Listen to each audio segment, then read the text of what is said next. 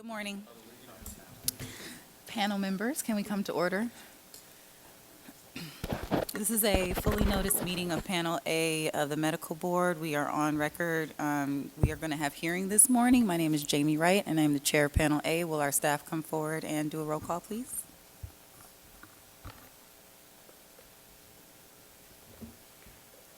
Dr. Bishop, Here. Dr. Hawkins, Here. Dr. Lewis, Present. Mr. Serrano-Sewell, Present. Ms. Yaroslavsky, Present. Dr. Yip, Ms. Wright. Present. We have a quorum. Thank you. Joining us this morning, we have ALJ Judge Cohen, who's going to be assisting us with the hearing. So first up on the agenda is oral argument on petition for reconsideration. Dr. Irani. Thank you. All right, I'll open the record. In the matter of the petition for reconsideration of the board's decision in the matter of the statement of issues against Afraz Irani. My name is Michael Cohn. I'm an administrative law judge from the Office of Administrative Hearings. I've been assigned to preside over this oral argument this morning. To my right is the chair of Panel A, which will be hearing this case, Ms. Wright. And Ms. Wright, would you introduce the other panel members for purposes of the record today? Dr. Randy Hawkins, Dr. Ronald Lewis, Dr. Yip, Dr. Bishop, Mr. Serrano-Sewell, and Ms. Yaroslavsky. Thank you. And can I take the appearances of the parties, please, beginning with the petitioner?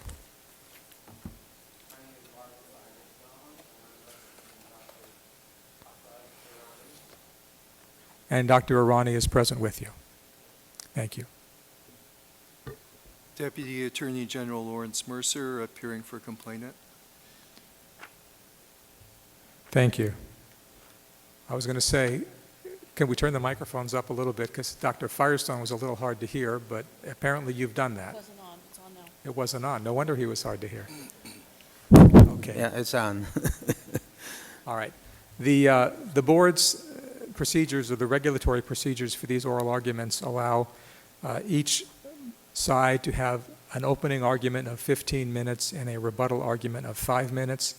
In addition, the respondent petitioner is afforded an opportunity to address the panel.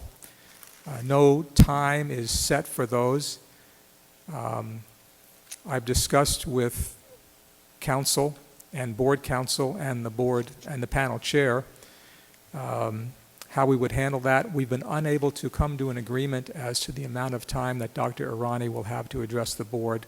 So I have imposed a 10-minute time limit upon his presentation, with the proviso that if Dr. Firestone does not use the full 20 minutes of his argument time, that will be added to Dr. Irani's time. And he will address the panel after the parties have completed their argument. With that being said, Dr. Firestone. Thank you, Your Honor, and good morning, Chairperson Wright, and the rest of the ladies and gentlemen of Panel A. For those of you who are not familiar with the geography of South Carolina, Columbia is the capital of South Carolina.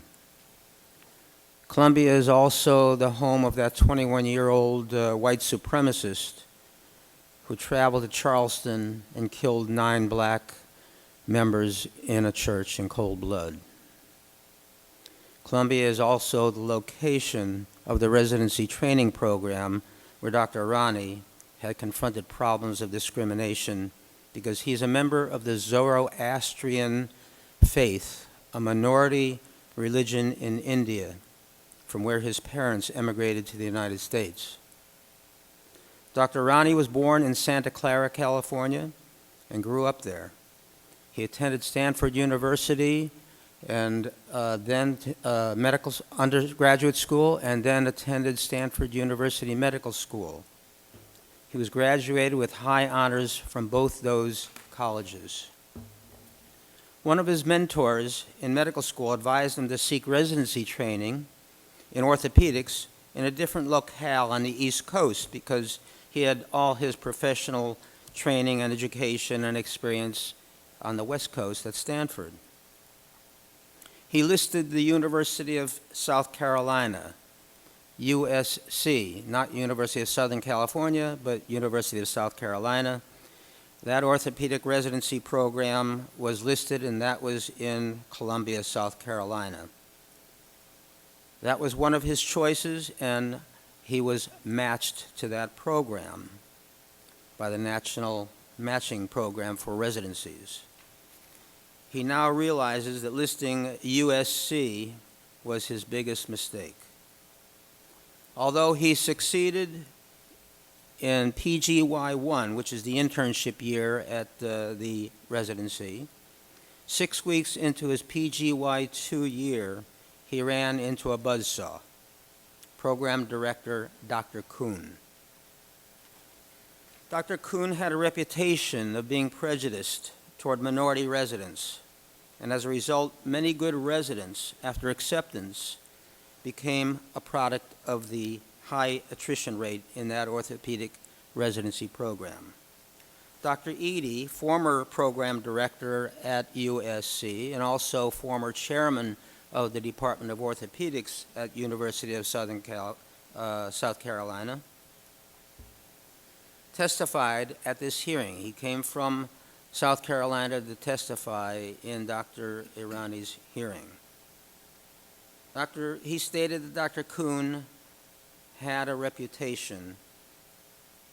He observed Dr. Kuhn when he was Dr. Kuhn's boss firsthand, and he testified that Dr. Kuhn indeed provoked a minority residents. We discussed that in detail with the references to his testimony in page 3 and 4 of the written argument. The medical board denied Dr. Irani's application for licensure based on Dr. Kuhn's documents, which he sent to the board. These documents were sent only after much cajoling by Dr. Irani and eventually having to retain legal counsel in South Carolina to get Dr. Kuhn to submit those documents that were requested by the board as part of the application that he submitted. At the time that the board denied Dr. Irani's application, he was well into the emergency medicine residency program at UCLA. As a result, he was required to resign from the UCLA's program despite receiving accolades for his outstanding performance in that residency program by the program director and from supervisors in that program. The board had approved the ALJ's, the Administrative Law Judge's, proposed decision for Dr. Irani to receive a probationary license. But it's impossible for Dr. Irani to be accepted to another residency program with a probationary license. Therefore, he's asking the board to reconsider this decision as the factual basis for the discipline that he received in that decision was based entirely on the letter by Dr. Kuhn. It's found, the factual findings are found in paragraph 57 of the decision on page 18. And again, I reiterate, it was based on Dr. Kuhn's letters. These findings were not part of the allegations in the statement of issues, where the complainant provides the issues which form the basis for the denial. Some of these findings were not the subject of evidence elicited at the administrative hearing. Some were successfully refuted, as reflected by the decision, and some were so vague and ambiguous we had to guess which cases they referred to. Counsel for complainant, Mr. Mercer, expressed and reiterated at the administrative hearing that the only issue that Dr. Irani needed to prove was his competence. The board affirmed in its approval of the ALJ's proposed decision, finding no evidence of incompetence of Dr. Irani. We have put together a brief slide presentation to assist in the discussion of the erroneous findings in paragraph 57, which Dr.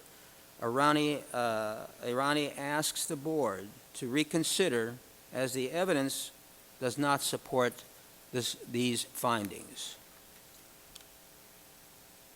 I'm going to address what I have put on these slides.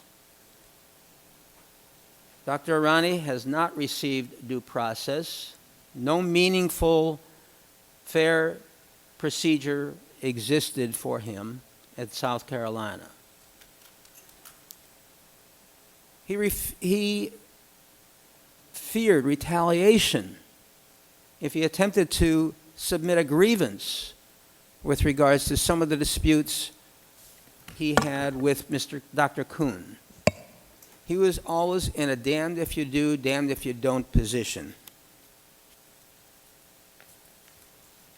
And he'll tell you about that in a little while when he has an opportunity to address the board.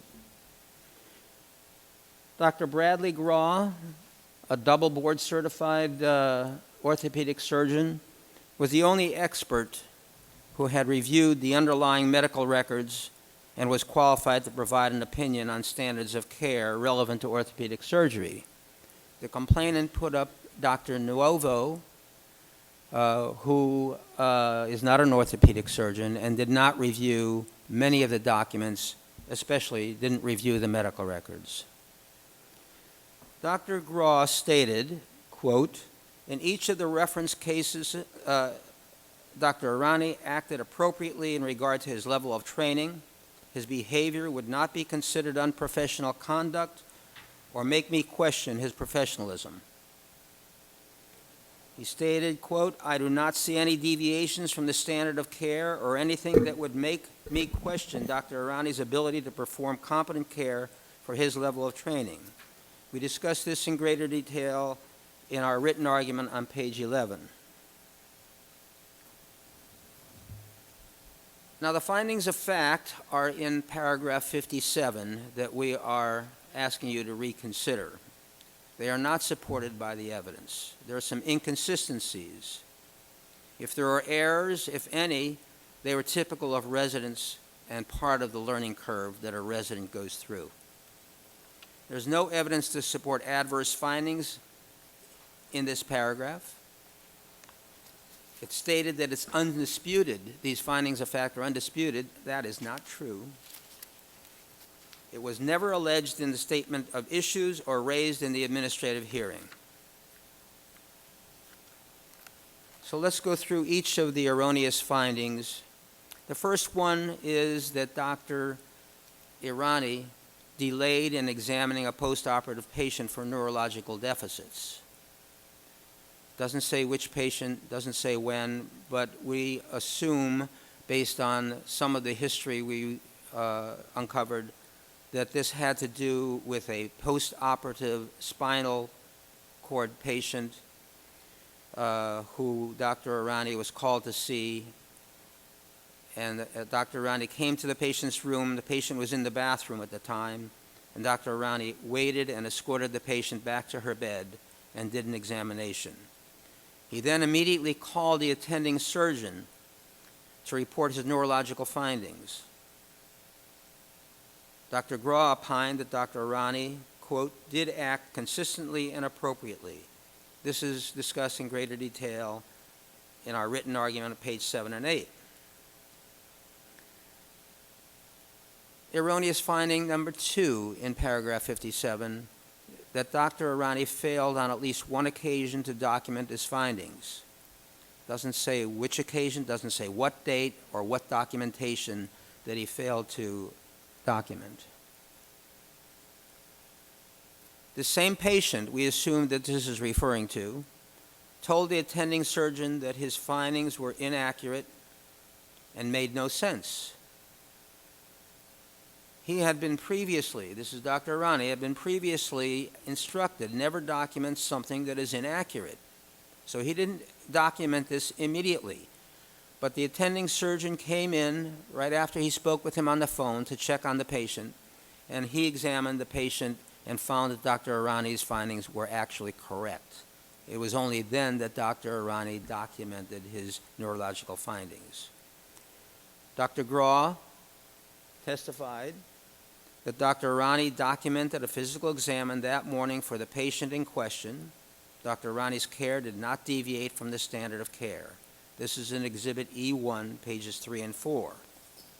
And we discuss it in greater detail on pages 8 and 9 of the written argument. The third erroneous finding, You've got about 3 paragraph minutes left, 57. Doctor. Pardon? About 3 minutes left. Is that Dr. Arani gave doses of narcotics that would be inappropriate. This was a post-surgical patient who had telephoned Dr. Arani, was screened for side effects over the phone, and allowed to take an additional doses of pain medication of 5 milligrams of OxyContin. Dr. Gross stated in this case the patient had no adverse outcomes and the dosage provided was within spectrum of treatment. Dr. Arani's care did not deviate from the standard of care. The attending physician for this patient, Dr. Iaquinto, gave an affidavit stating that he disagreed with Dr. Kuhn and stated that Dr. Arani's care and pain management were appropriate.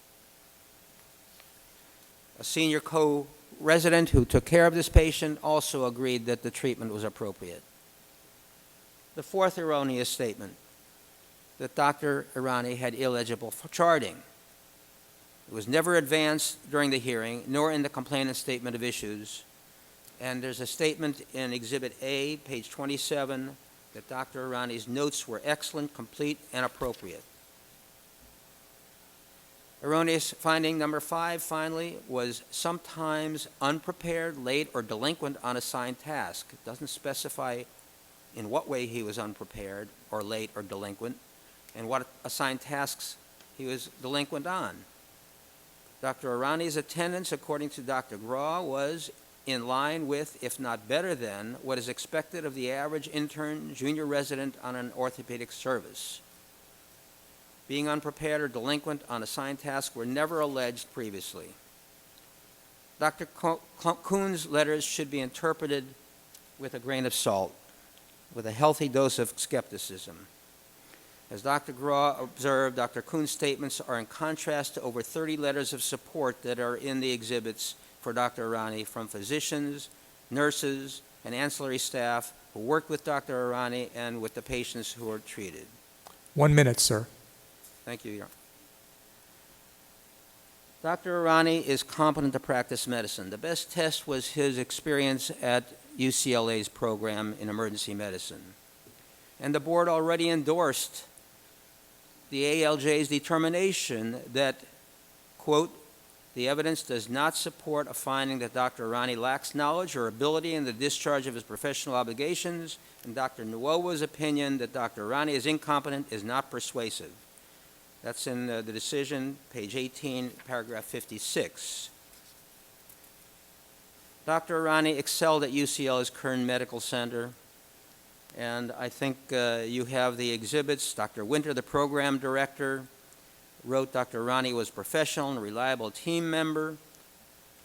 The faculty there supported Dr. Arani's receiving his licensure. Discipline is not necessary to protect the public. All right, thank you, Doctor. Your time is up. Mr. Mercer. May I have just 2 more minutes? I'll take it out of my rebuttal. All right. Dr. Arani's medical career is in your hands. Please don't allow the unprofessional acts of Dr. Kuhn destroy this young physician's promising career.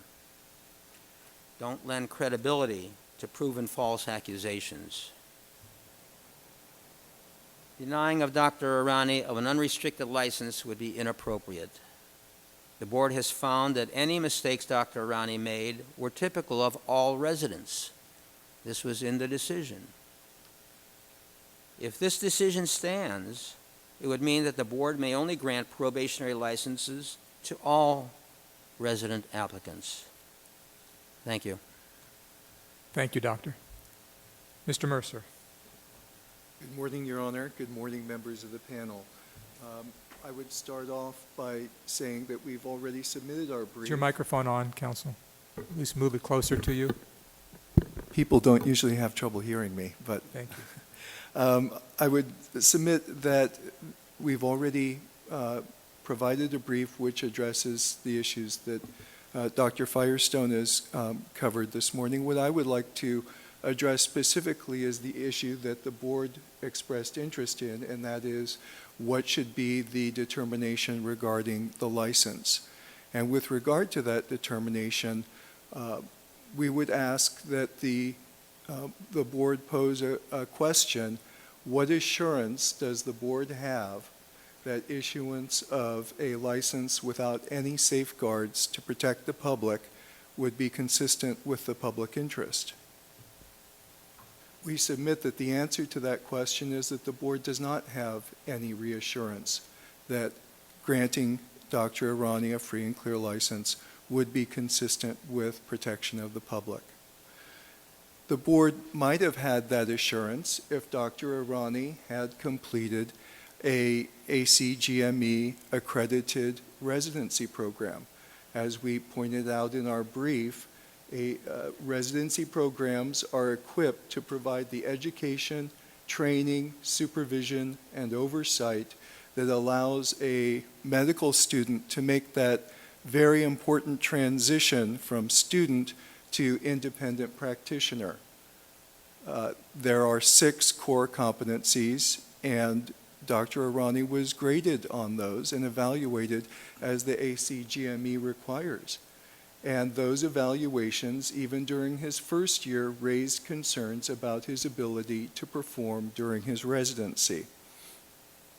Specifically, the faculty of the orthopedic surgery residency stated he has failed in the competencies of patient care, interpersonal skills and communication, and professionalism, and the faculty is acutely concerned about our patient safety.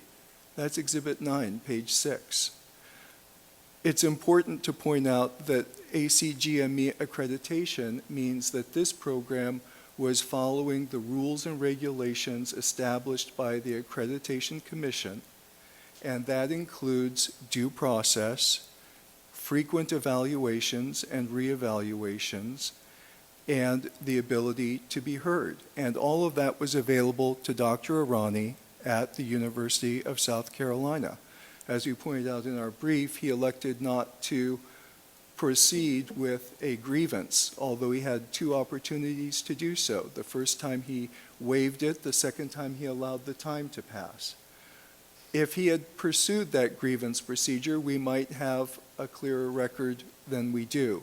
But we do know that a ACGME accredited program, generally accepted in the profession, has determined that he is not able to practice independently with safety to the public.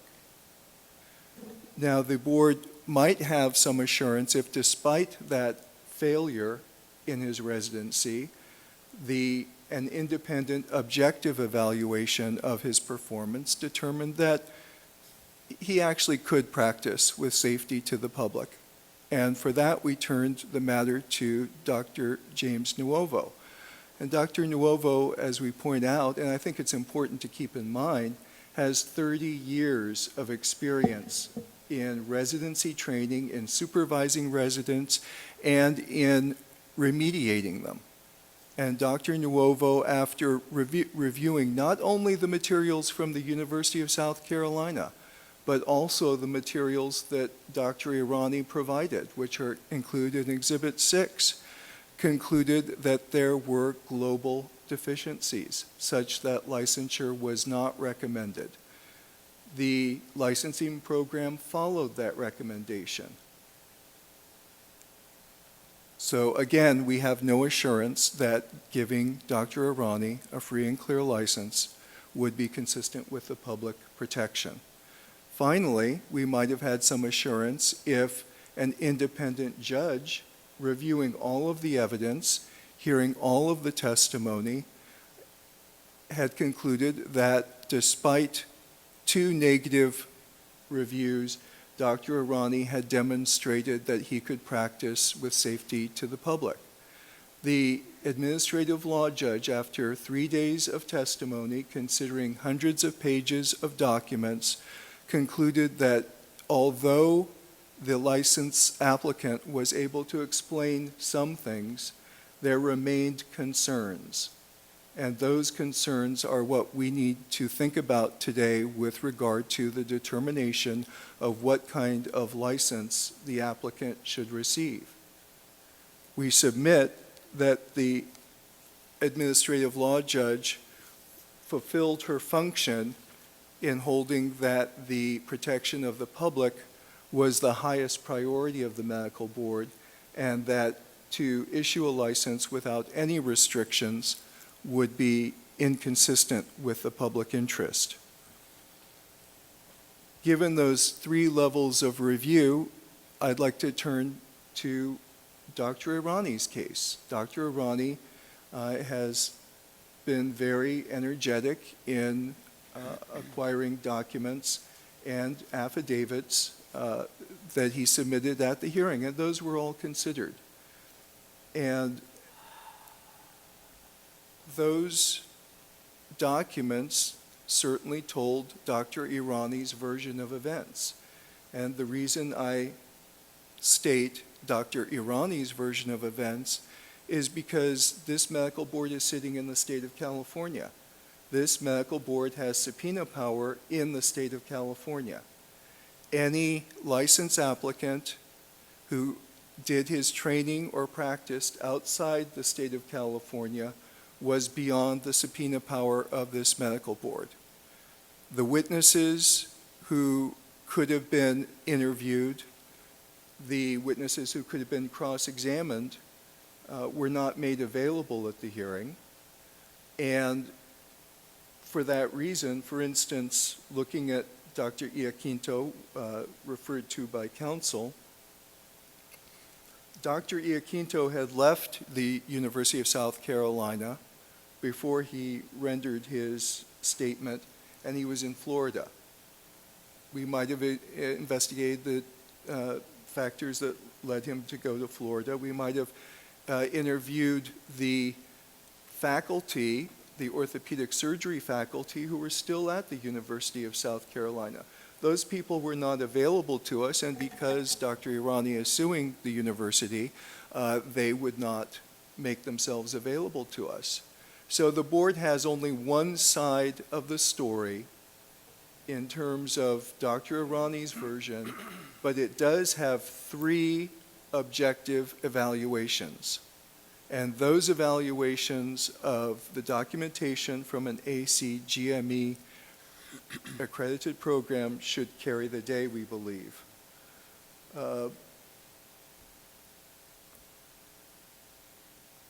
Finally, I'd like to talk about the issue of probation with the board, because the board fashions disciplinary orders every day, and the board is well aware that 3 years probation with one condition, that is the PACE program, is minimal discipline. In fact, it's below the minimum discipline provided in the board's disciplinary guidelines, even for unprofessional conduct.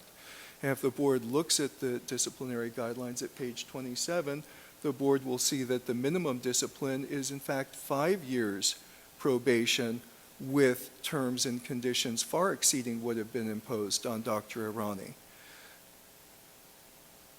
It's important also to note that Dr. Irani, if he demonstrates that he can function independently despite having failed his residency program, after 1 year he can petition for modification pursuant to section 2307. After 2 years, he can petition to have his probation terminated entirely. This is not an onerous licensure that has been imposed by the board. It's been more than generous.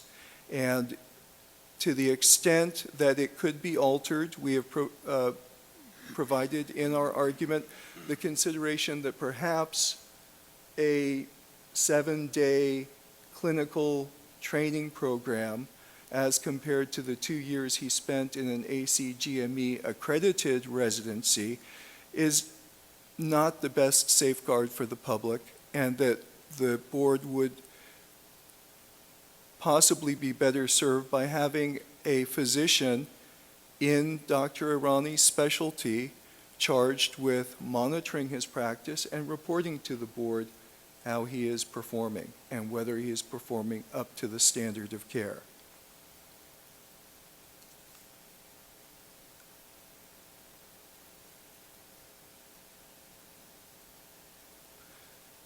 Finally, I would point out that some of the concerns raised by the applicant are simply not valid concerns. The cost of probation, the cost of the program is not a relevant concern. The board cannot discount the protection of the public by fashioning a halfway probation.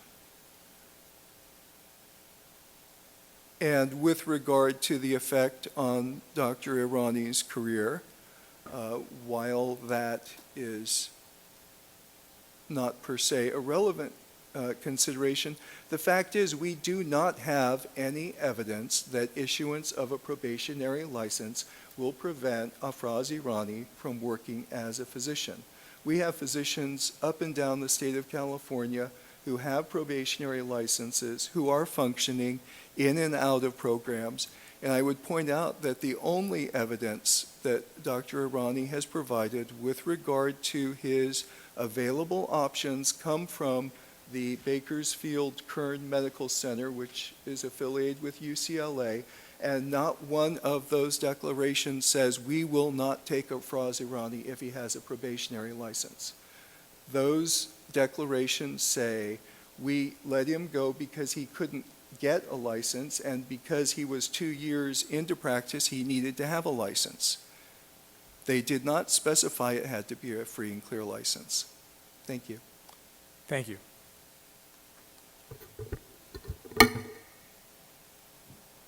Dr. Firestone, you have 4 minutes remaining of your allotted time. Thank you, Your Honor. 1 year of residency or internship year is all that's required by California to issue a medical license. And Dr. Irani held a South Carolina license that he essentially did not renew when he came to California. And that was in good standing. Dr. Irani had the best test of his competency and was monitored at the UCLA program in emergency medicine and had wonderful accolades from his faculty there. He's taken over 400 CME courses over the last couple of years, 400 hours of CME courses. Dr. Nuovo was found to not be credible by the ALJ. He had not reviewed the documents available that Mr. Mercer said he had, but relied completely on Dr. Kuhn's documents. Not all the documents submitted by Dr. Irani was reviewed by Dr. Nuovo.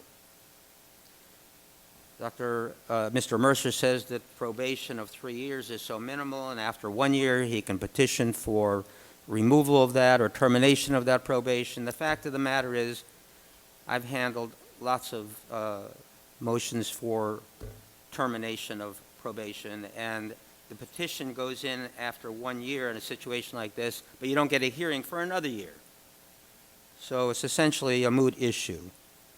Dr. Mercer cited in his argument Government Code Section 11181 to stand for the fact that the medical board would not be able to subpoena things from out of state. That's not true. 11181 does not preclude the board from exploring any or investigating any issue outside the state of California.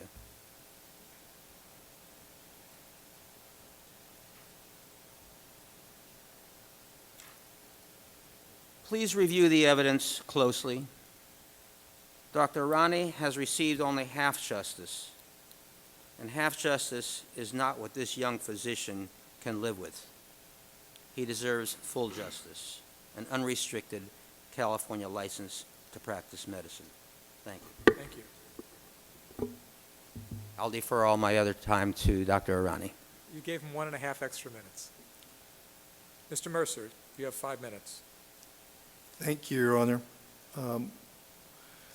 With regard to the decision, I would ask that the board remember that the argument that we're providing today is not evidence. The evidence is the evidence that you have in the transcript and in the exhibits and in the decision. And in considering the arguments that you hear from Dr. Firestone and even from myself, you should refer to the decision. The decision is actually very well written. It's very thoughtful. It provides extensive review not only of the statements that were made criticizing Dr. Irani, but the statements that were made supporting Dr. Irani. And after review of that decision, you will see that at no point does the administrative law judge say that the board's licensing consultant was incompetent. In fact, the decision describes at length his extensive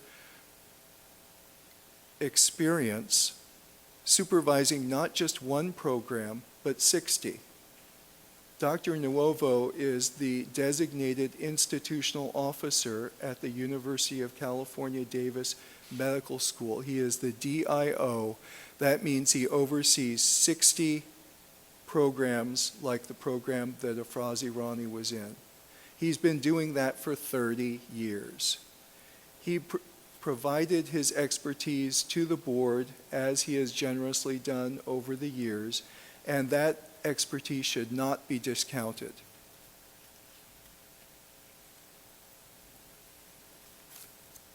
The applicant references the minimum requirements for licensure. I would submit that we are beyond considering the minimum requirements. What we are talking about is whether, despite the lingering concerns that Dr. Irani is able to practice independently as a physician, he should be given a free and clear license, and he simply should not. And we would point out and ask the board to give special consideration to the two cases that are referenced in our argument and that were discussed by Dr. Nuovo. That is the spinal patient and the hemophilia patient. The spinal patient, as the board will recall, was Dr. Irani was told to evaluate the patient that morning. Dr. Irani did a minimal evaluation, and he was told that evaluation was inadequate. The nurses then advised that there had been acute neurologic changes, which in a post-spinal fusion patient means a red flag, a medical emergency.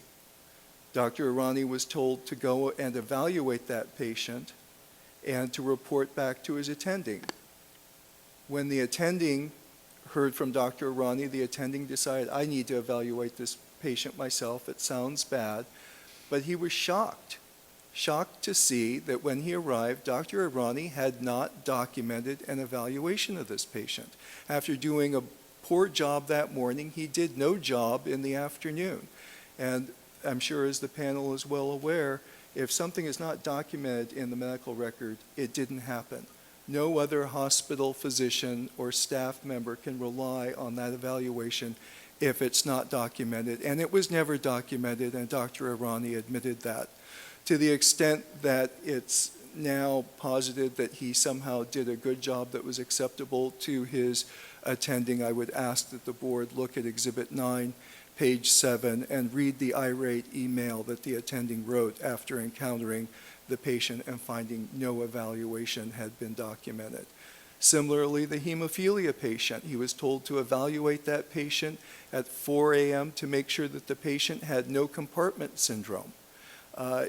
He says, well, I evaluated the patient at 2:30 a.m. Did he document that? No. So as far as the physician, the attending who came on call at 6 a.m. and the staff who were there in the hospital, no evaluation of that patient had been done because they had no documentation of it.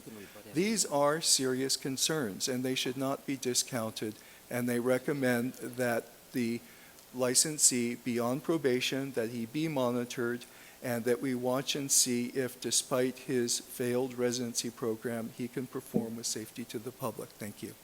Thank you. All right, counsel, thank you for your argument. Now, Dr. Irani will have an opportunity to address the panel. Doctor, would you rise to be sworn, sir? Raise your right hand for me. Do you solemnly state with the best of your ability that the testimony you'll give in this proceeding is the truth, the whole truth, and nothing but the truth? Yes, sir. Thank you. Have a seat, sir. Let me just remind you, Doctor, that you're free to address the board on any topic you'd like, but you cannot present any new evidence. You have 12 minutes to address the board. Would you first state your name for the record, though? Yes, sir. My name is Afraz Irani. Would you move the microphone in front of you and try that again? Yes, sir. My name is Afraz Irani. Thank you. Go ahead, Doctor. Okay. Good morning, and thank you so much for granting me the opportunity to speak before the California Medical Board. First, I'll ask you to please bear with me. I was just informed this morning to cut my talk completely in half, so please bear with me as I do that. Also, before I dive in, I just want to mention a couple of points that regarding the documentation that actually was in the chart for both the hemophilic and spine patient, which is in contravention of what was alleged. Let me just dive in again. I want to say I appreciate your time and think it is very important for you to first of all understand that this is the first time that I've had a meaningful opportunity to address the issues from the residency program in South Carolina. This is the first time the California Medical Board proceedings that I've had a full and fair opportunity to address these. I hope that today I can answer any questions that you may have and explain to the California Medical Board why I am worthy of an unrestricted California medical license. As Dr. Firestone mentioned, I completed both my undergraduate and medical training at Stanford University before going to the USC program. Unfortunately, the USC program was unlike anything I have ever experienced in my life. As the very beginning of my orthopedic training, we had a journal club, and where we present articles that are relevant to the practice of orthopedic surgery. I'm sorry. Say that again, sir. We have a journal club at the beginning of the year where we are required to present articles that are relevant to the practice of orthopedic surgery. While everybody else stood up and presented an article talking about fractures or breaks or medical treatment, I was required to stand up and give a talk that was entitled How to Swim with Sharks. It was an article that said what to do when bit by a shark: don't bleed, don't flail about, don't upset the sharks. As I stood up to present this article to the entire faculty and all my co-residents, Dr. Kuhn turned to everybody and said this article was not randomly assigned. It was clear what this was to everybody, that he was a shark and he was going to make sure that I would get bitten. This threat was soon followed through 6 weeks later when Dr. Kuhn called me into his office and told me he has placed me on academic remediation. This was out of the blue. I had no idea what was going on. He handed me a sheet of paper and asked me to read it out loud with 7 complaints on it. I read them out loud and said, Dr. Kuhn, I don't understand. Could you please help me explain? His only response to me was, that just shows you lack insight. Sign that form and get it back to me. That's it. Some of them are so generic, like delinquent on assigned task, that I sit before you today still not knowing what he is referring to. I tried my best to move forward. I even talked to the attending surgeon who Dr. Kuhn alleged I'd done inappropriate care, and the attending surgeon said my care was appropriate. He said he had not been talked to, and he said what was written was false. I went into the handbook and read about the grievance policy, which said talk to my chairman, Dr. Walsh. Dr. Walsh, who knows Dr. Kuhn from residency training, told me that I should not waste the time of busy orthopedic surgeons. And if I want to continue, I better just move on. I tried my best to move on. At this point, for lack of a better term, hazing just got worse. Dr. Kuhn would call me names in front of everybody, call me Ahmed the terrorist, say I'm going to blow the place up, and just seemed to get some pleasure out of it. In December, he called me into the faculty meeting in front of the entire faculty. He sat me down, and he launched into about a 5-minute diatribe to all the faculty that I was performing below expectations, that I was not doing things. Then he turned to them and said, In fact, Dr. Irani directly disobeys his attendings. And I said, Dr. Kuhn, I don't know what you're talking about. He said, this past Monday there was a patient who wanted an MRI and you decided that, and I remember his words explicitly. He said, could you tell the faculty, I'm wondering why you thought it was in your purview as a PGY2 resident to directly contradict your attending's instruction. I didn't know what he was talking about, A, and B, that's like asking, when did you stop beating your wife? And I took his bait and I said, which patient? He gave me the patient, and I didn't have the record in front of me, but a simple check of the record would just show that the MRI was ordered, just as was done, and what he was saying was 100% false. It was a setup, and I took his bait. And I said, Dr. Kuhn, with all due respect, I actually did get that, and you can check the chart. And he turned to the faculty and became furious. He said, this is what I'm talking about. He lacks insight, he's argumentative, he's untrustworthy, and moved to suspend me from the program. As unbelievable as it may seem, that just asking somebody to check the chart is something that would require me to be suspended from the program is exactly the situation that I was in. I again tried to go through the grievance policy because this, and say, can at least somebody tell me what happens before you accuse me of something? Ask me what happened. Nobody got my side of the story. Nobody asked me what happened. And in fact, nobody reviewed the chart. I talked to the DIO, which is what Dr. Nuevo was supposed to be. I asked for records. They didn't look into it, just said move forward, don't worry about it, and move on. So I talked to my chairman, Dr. Walsh, and I said, Dr. Walsh, I'm worried about graduating on time. This is what I spent my entire adult life towards being an orthopedic surgeon. Can we work something out? He said, well, let's work on something outside the grievance policy. Now, I had 10 days to file for a grievance. I waited to hear back from him. I sent him emails. I didn't hear anything. So on day 10, I submitted a request for a grievance counsel. I get an email back from Dr. Walsh saying, I never said we could do anything, and saying the grievance deadline had passed. I said, no, that was 10 days. And they said, no, you counted Martin Luther King Day as a holiday, and in South Carolina, Martin Luther King Day, we don't count that as a holiday.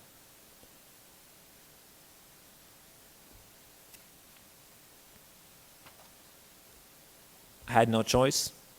I filed my grievance in a good time. It was turned down from me. I came back to the program in February.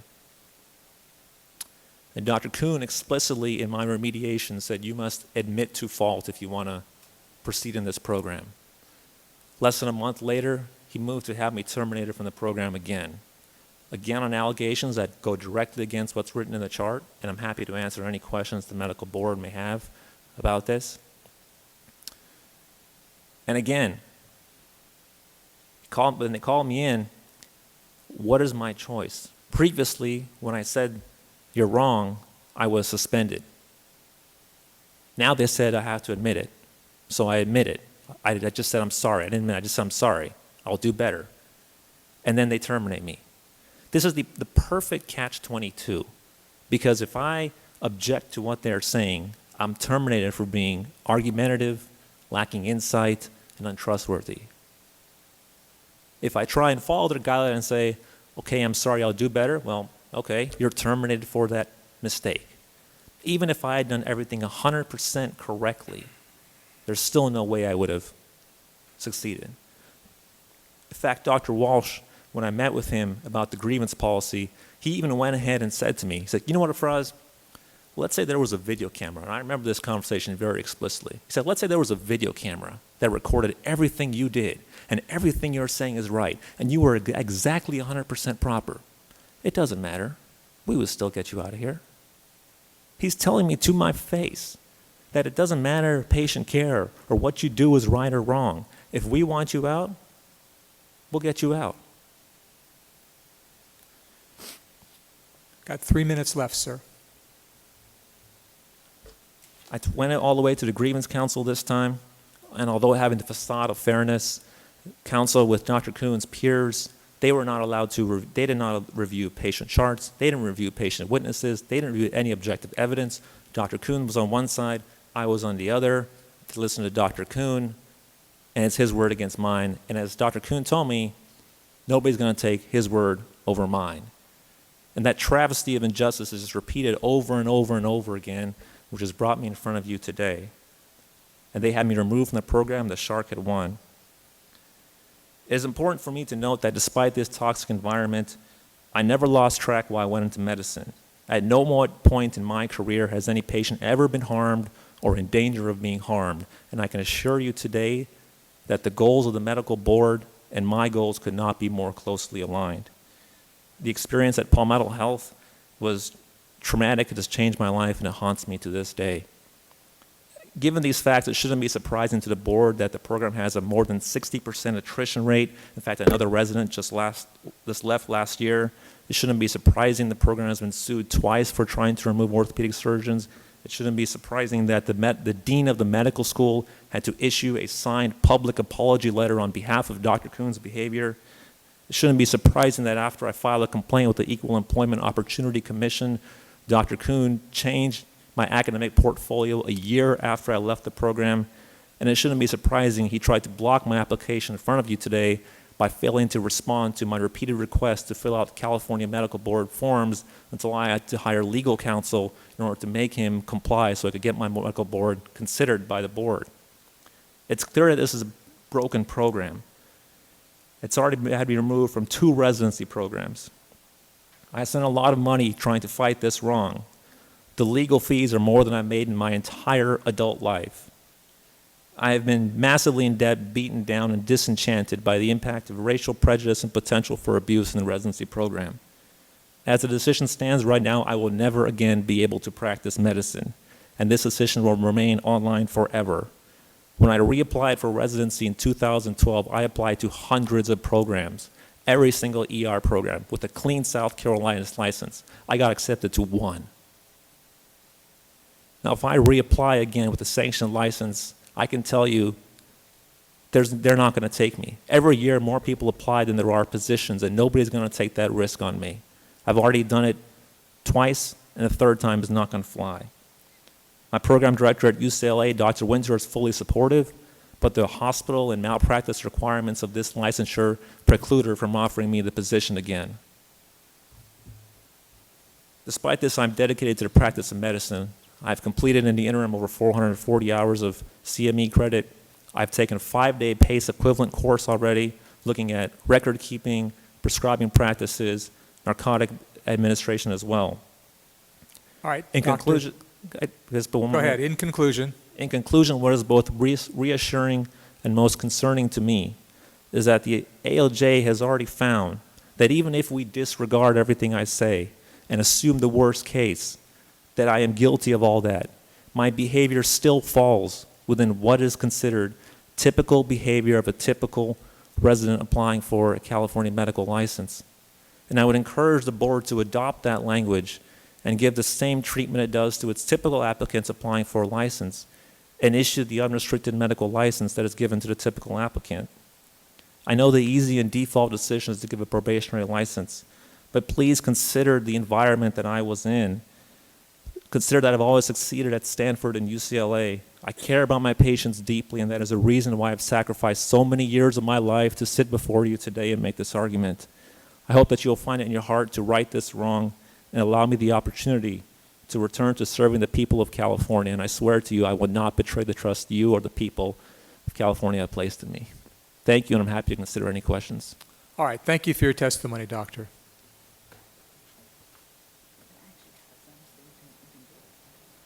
So we're going to take questions from the panel at this time, and I actually have a couple, and so I'm going to let both of you answer so it's fair. Maybe I got lost in translation somewhere, but your brief says 3 years, but the decision says 5. Are you advocating for something else, or you okay, I just want to make sure so it's 3 years. We modified. Okay, all right. Pardon me, the decision of the administrative law judge was 5 years. Okay, and we modified for 3 years. And then it was modified by order of the panel to 3 years, and the requirement for a practice monitor Okay. was eliminated. Okay. So you want the 3 years with the practice monitor, correct? Yes. Okay. My second question is about Dr. Nuovo. or Nuevo? How do you pronounce his name? Nuovo. Okay. So he supervises residents 30 years. How much exposure has he had to the orthopedic specialty? Well, I'll answer that in two ways. Okay. One is that he is, of course, the DIO for the orthopedic program, the sports medicine program, the orthopedic surgery program at UC Davis. So he's had that exposure, and he has reviewed not only orthopedic surgery cases, but general surgery cases.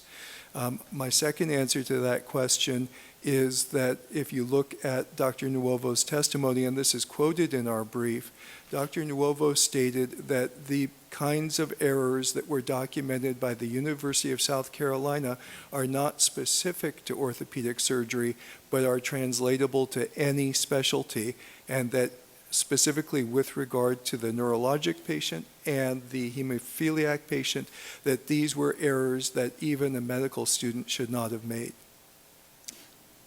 Sorry, one more follow-up question. So generally speaking, does he refer to the attending in the specialty when he's reviewing as? So let me interrupt you, Okay. Ms. Wright. Let me suggest to you that Dr. Nuovo is the Medical Board of California's expert person on this case. Yeah, no, I understand. Okay. I'm just trying to Okay, I just want to make understand sure the you chain. understood. Yeah, just I make sure. understand who Sorry. he is. Apologize. No, I understand who he is to us. I'm just trying to be clear on how the chain of, when he's reviewing what happens, because I'm obviously not a doctor, so I'm just trying to understand the chain of how he reviews. And maybe Right. I should just hold my question until we have our discussion and I can ask the But doctors. just to one brief statement, if you'll allow me, Ms. Wright, and that is that if an orthopedic surgery patient, as an example, is found to be wanting by his program director, who would be the equivalent of Dr. Kuhn who's been referred to, then that resident's appeal would go to Dr. Nuovo, and Dr. Nuovo would review the entire case. And Dr. Nuovo pointed out in his testimony that he has reversed disciplinary action, corrective action against residents if he thought there was any bias. But he found no bias in this record. Okay. I just want to know the chain of command. I know he's our expert. May I respond to that issue briefly? Go ahead. Dr. Phone Nuovo on? admitted... Is your microphone on, doctor? Okay. Dr. Nuovo admitted at the administrative hearing that he has had no orthopedic surgery training. He also essentially testified based completely on the documents that were sent by Dr. Kuhn. He did not review any of the underlying medical records. The only one who's reviewed those is Dr. Graw. All right, thank you. Dr. Lewis? Is your microphone on, doctor? Press the button. Green light. There you go. Hello? There you go. Mr. Mercer, along that same line of questioning about Dr. Nuovo, that Ms. Wright had also mentioned, Dr. Nuovo's board designation is what? His board designation is family medicine. Okay, so I can assume, or you can tell me, he's had no experience in orthopedic surgery or any surgical subspecialty? Personally? He actually, of course, as any physician would have done, has done a rotation through surgery, and he has experience in surgical procedures, even as a family medicine physician. In reading the ALJ's review, and again, I think it also, maybe Dr. Firestone also mentioned it, he did not review any of the, did he not review any of the patient charts at all and the cases in question? And if, depending on that follow-up, are you satisfied with that? Thank you, Dr. Lewis. I should point out that nobody reviewed the patient charts in this matter, that the patient charts reside in Southern California. Dr. Irani, when he left the program, managed to secure some pages of the patient charts, not entire charts, but some pages of them which he represented were from the patient charts. Those confidential patient records are in South Carolina, beyond the subpoena power of the state of California, were not made available to the medical board, and no, they were not reviewed in this case, nor would they be reviewed in any case where a physician's training and practice was out of state. We don't have that authority. Dr. Firestone wanted to address that point. The fact of the matter is, those medical records in their entirety were submitted to the board, and Mr. Mercer had access to those, but did not provide those to Dr. Nuovo. Dr. Nuovo also did not review many, if not most, of the documents that were provided by Dr. Irani in his application, only the records of Dr. Kuhn. Your Honor, if I could briefly respond to that since I was mentioned in it. Sure. It's simply incorrect. And I would point out that argument is not evidence. I would ask the board to look at the transcript where I objected to piecemeal introduction of portions of an uncertified medical record. Thank you. Any And I further think questions, Dr. Lewis? the board needs to look at the documentation of these issues by the ALJ that the board has adopted with regards to what Dr. Nuovo reviewed and didn't review. All right, thank you. Any further questions, Dr. Lewis? One other. Mr. Mercer, you made a statement initially that the Dr. Irani's PGY 1 year evaluations had raised concerns. And when I read a statement again from the ALJ summary, it says, respondents' evaluation during his first year or internship ranged from overall average ratings to overall excellent ratings. And I'm trying to figure out your statement about raised concerns. I'm not sure who participated in these evaluations, but there's a range there that goes from average to excellent. And I would point out page 4 and 5 of our argument in that regard. Specifically, one faculty member stated, Dr. Irani must realize that he has crossed the threshold from student to physician and begin to be accountable for his actions and accountable to his patients. He did not show me that he was interested in taking care of our patients on the trauma service at the level that we expect from our new resident physicians. I will also point out the comment of his program director on page 5.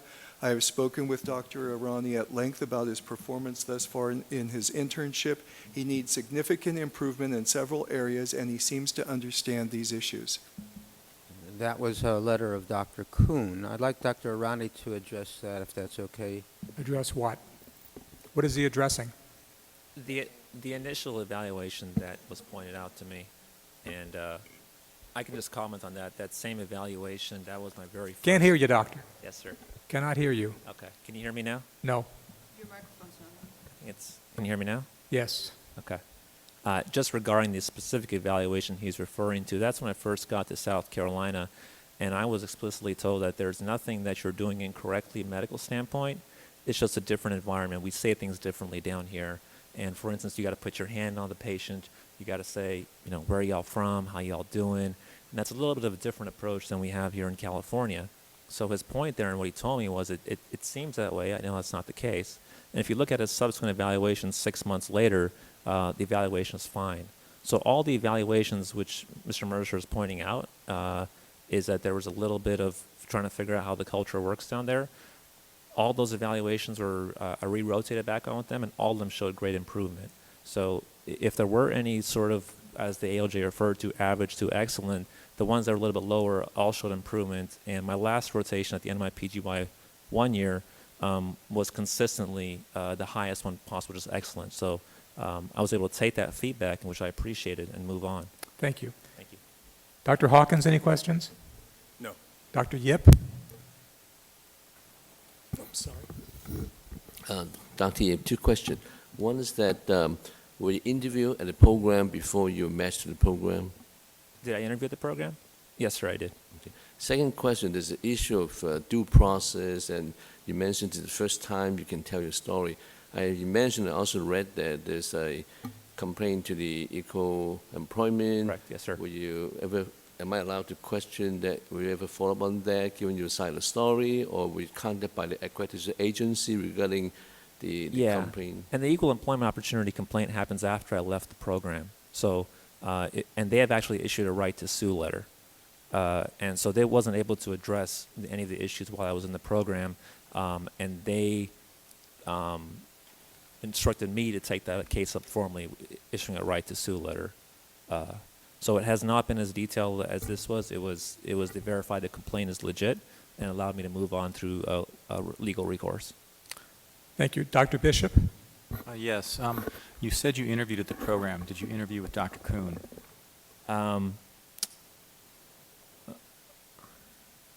I believe he might have been one of the people interviewing me. I think there are a few of them, and it's a very small faculty. There are only about 6 or so.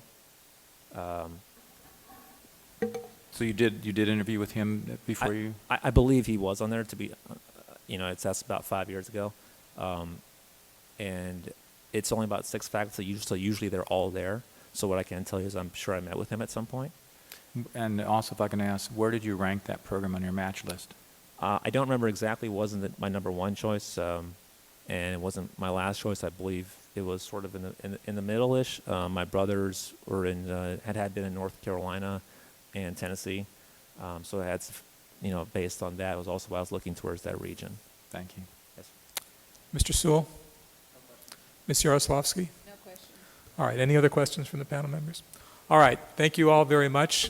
This matter will now be taken under submission. The panel will adjourn to executive session to make its decision. Thank you, and the record is closed.